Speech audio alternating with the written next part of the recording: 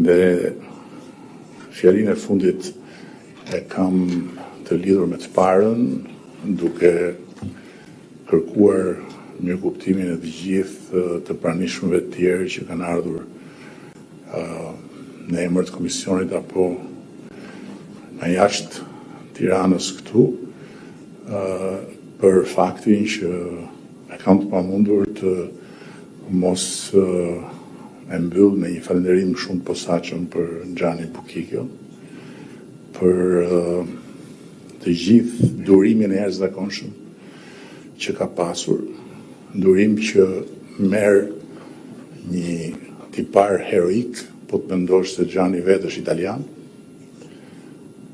dhe që tregon se sa më shumë nevojë ka për durim kur ke të bësh me ne shqiptarët, edhe pse mund të jesh vetë italian që nuk je pjesë e një kombi që shquhet për virtytin e durimit. Dhe për gjitha të durim, Xhani, dhe për gjitha përpjekjet e tua për të lundruar në dallgët e politikës shqiptare dhe për të gjetur pikën e ekuilibrit mes shumë ekstremeve që të është dashur të ballafaqohesh edhe shumë mendime të kundërta që të është dashur të dëgjosh.